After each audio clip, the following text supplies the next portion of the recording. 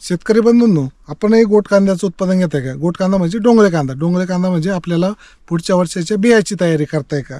आणि गोट कांदा घेत असताना किंवा डोंगळ्याचं उत्पादन घेत असताना पुढच्या वर्षाची बियाची तयारी करत असताना आता बरेच शेतकरी बांधवांनी घरच्या घरी बी तयार करतात आणि मी आपल्याला सजेस्ट करेल की घरच्या घरीच बी तयार करा. कोणाच्या नादी लागू नका, कंपनीच्या नका, कोणाकडून विकत घेण्याच्या नादी लागू नका. आपल्याकडे यंदा कांदा स्वस्त होता, स्वस्त कांदे घ्या, चांगल्या क्वालिटीचे कांदे घ्या, कांदे लावा आणि गोट कांद्यावरती काय करा की चांगल्या क्वालिटीचं बी तयार करा. बी तयार करत असताना साधारणपणे बऱ्याच शेतकऱ्यांचा गोट कांद्याच्या बाबतीमध्ये व्हिडिओची रिक्वेस्ट आली म्हणून व्हिडिओ बनवते की मी माझ्या याच्यामध्ये पुढच्या वर्षाची तयारी म्हणून बी तयार करत असताना अशा पद्धतीनं गोट कांद्याची लागवड केली.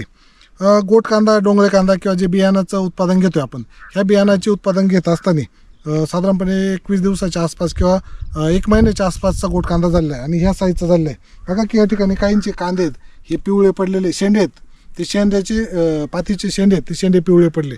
लावून साधारणपणे 1 महिना झाला. याचं कारण असं की आपण एकतर कांदावरून कापलेला आहे आणि फुटण्यासाठी आणि जमिनीमध्ये गाडलं, त्याच्यावरती माती लोटलेली आहे आणि माती लोटल्यानंतर सुद्धा त्याला पाणी दिलेलं आहे. आता काय होतं की जमिनीमध्ये बऱ्याच प्रकारच्या बुरशी असतात आणि बुरशी काय होतं की ते जे त्यांना खाद्य आहे ते खाद्य त्या ठिकाणी अटॅक करायला भेटतं की ते कांदा लावला आहे. एकतर यावर्षीचे कांदे हे कमी क्वालिटीचे होते, बाहेरून सडलेले होते. सडलेला कांदा लावला तरी त्याला डोंगळा येतो, बियाणं होतं, काही अडचण नाही. बाहेरचं आवरून जर सडलेलं असं, आतला जो मेन गाभा आहे कापल्यानंतर जो मेनमध्ये मधोमध जो गाभा दिसतो त्या गाभा सडलेला नसावा, त्याला डोंगळा फुटत नाही.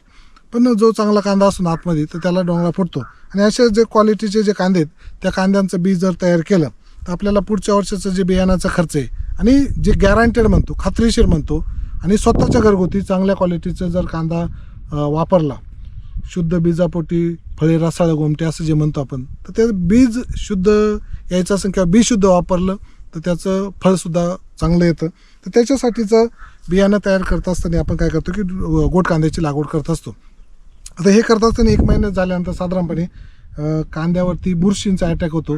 कांद्यातून येणारी जी पात, ती पात अशा पद्धतीनं पिवळी होते किंवा त्याची जी पात आहे त्या पातीवरती अशा पद्धतीनं करप्याचा प्रादुर्भाव होत असतो. ढगाळ हवामान असेल तर गाभ्यामध्ये, पातीच्या गाभ्यामध्ये थ्रिप्सुद्धा आपल्याला दिसून येतो किंवा काळा मावासुद्धा काही प्रमाणामध्ये आहे इथं. याचं कारण काळा मावा सांगतो की मी शेजारी आपण लसूण लावतो, मेथी लावतो, मोहरी लावतो, त्याच्यामुळं पटकन काय होतं की अटॅक होते. मुळा लावतो आपण, हे भाजीपाला, कारण प्रत्येकाचं, तुमच्याकडे काय माझ्याकडे तिथं शेजारी दाखवा लसूण आहे, इथं लसूण आहे, त्याचाच परिणाम आहे. म्हणजे हे इथं मुळ्याची झाडं आहेत, म्हणजे हे जे रोग आहेत ते रोग येतात. मोहरी आहे त्या तिकडच्या साईडनं, मेथीची भाजी आहे, याच्यावरचा मावा, याच्यावरती जे रसशोषक किडी, त्या रसशोषक किडी येत असतात आणि जमिनीतून येणार ज्या बुरशी, त्या बुरशींचा सुद्धा परिणाम आपल्याला या ठिकाणी दिसून येत असतो. तर शेतकरी बंधूंनो, हे असं झाल्यानंतर किंवा अशा पिवळ्या पाती झाल्यानंतर कधी कधी काय होतं की जे कांद्या उगून आलं आहे त्याची सड होती, मर होती, बुरशींचा अटॅक होतो आणि मुळापर्यंत जातात. आणि मग याच्यावरती काय होतं की आपला एक कांदा गेला की 4-5-6 डोंगळे त्या ठिकाणी जातात. जे फुलाचे जे झुपके येतात वरती, डोंगळा ज्याला म्हणतो आपण, तर ते जातात एक कांदा गेल्यानंतर. म्हणून ती सुरुवातीला काळजी घेतली. कारण काळजी काय आत्ता घ्यायची, आत्ता जर आपण फवारणी केली तर पुढं फुलं आल्यानंतर मधमाशीची गरज असते आणि मधमाशीला पुढं जर स्ट्रॉंग फवारणी घेतली तर मधमाशी येत नाही, मी आत्ताच सांगतोय. आणि चांगल्या प्रतीचं जर का बीज आपल्याला तयार करायचं असेल कांद्याचं तर त्याच्यासाठी मधमाशी आपल्या याच्यावरती आली पाहिजे, हे लक्षात ठेवा. मी आत्ता का सांगतोय, हा व्हिडिओ मी फुलांचा व्हिडिओ बनवणार आहे, पण आता का सांगतो याचं कारण असं आहे की आता थोडीशी स्ट्रॉंग ही घ्या, फवारणी घ्या, ट्रेंचिंग घ्या, जेणेकरून पुढं आपल्याला स्ट्रॉंग फवारणीची गरज येणार नाही. आत्ताच जे पात येणार आहे, डोंगळे येणार, ते सशक्त आले पाहिजे. आता हे येत असताना काय करायचं की पहिल्या सुरुवातीच्या काळामध्ये जर का आपल्याला अशी मर रोग दिसली, अशी पिवळेपणा जर दिसला तर त्याच्यामध्ये एक फवारणी किंवा एक ड्रेंचिंग घ्यायची. त्याच्यामध्ये साधारणपणे मॅट्रिक्स घेऊ शकता. मॅट्रिक्स 1 ग्रॅम प्रति लिटर पाणी प्लस त्याच्यामध्ये M45 घेऊ शकता 2 ग्रॅम प्रति लिटर पाणी. मेटॅलेक्झिल आणि मॅन्कोजेप हे कॉम्बिनेशनचं दुसरं एखादं औषध घेतलं तरी चालेल. आणि त्याच्यामध्ये घ्यायचं आहे आपल्याला सिलिकॉन 2 ग्रॅम प्रति लिटर पाणी. याच्यामध्ये आपण चांगल्या पद्धतीनं फवारणी घ्यायची. फवारणी म्हणजे ती जी फवारणी, ती फवारणी ओघळून ते जे बुडख्याचे कांदे आहेत किंवा जे गोट कांदा आहे त्या गोट कांद्याच्या मुळापर्यंत, तळापर्यंत गेलं पाहिजे आपल्याकडे. कारण 1-2 टाक्याच्या वरती कोणाकडे डोंगळ नाही. काही शेतकरी बांधव कमर्शियल बेसिसवरती लावतात, पण सर्वसाधारण शेतकरी बांधवांसाठीचा हा व्हिडिओ आहे.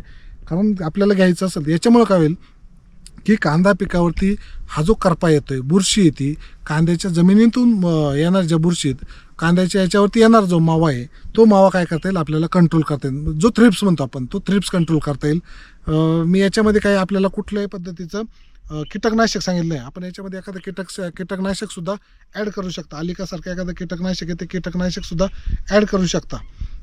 किंवा साधारणपणे कराटेसारखं एखादं कीटकनाशक ते सुद्धा ॲड करू शकता याच्यामध्ये. हे ॲड केलं, याची फवारणी आणि ड्रिंचिंग केली की हे का मी आता सांगतोय, कारण पुढं जेव्हा गोंडे येतील, डोंगळे येतील, तेव्हा आपल्याला याची काय येणार नाही, गरज येणार नाही.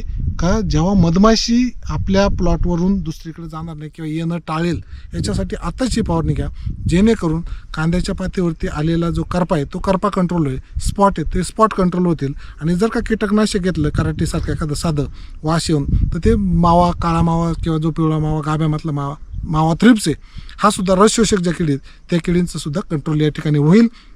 आणि परिणामी येणारे जे डेंगळे आहेत पुढं एक 10-15 दिवसांनी, आता याला 10-12 दिवसांनी डेंगळे यायला किंवा डोंगळे यायला सुरुवात होईल, फुलं यायला सुरुवात होतील. फुलं म्हणजे डोंगळे सुरुवातीचा. आणि ते जो डोंगळा आहे तो डोंगळा मोठा आला पाहिजे, भरीव आला पाहिजे. आणि भरीव आल्यानंतर त्याच्यातून येणारे बी आहे ते बी चांगल्या क्वालिटीचं आलं पाहिजे. तेव्हा आपल्याला जास्त कडक किंवा जास्त प्रभावी औषधं मारता येणार नाही. तेव्हा निमार्कसारखं आपण एखादं साधं औषध मारू शकतो.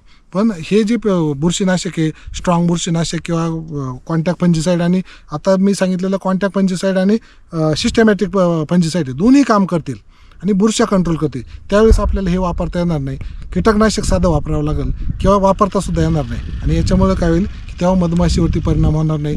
परिणामी आपला येणारा जो कांदा आहे तो कांदा चांगला येईल.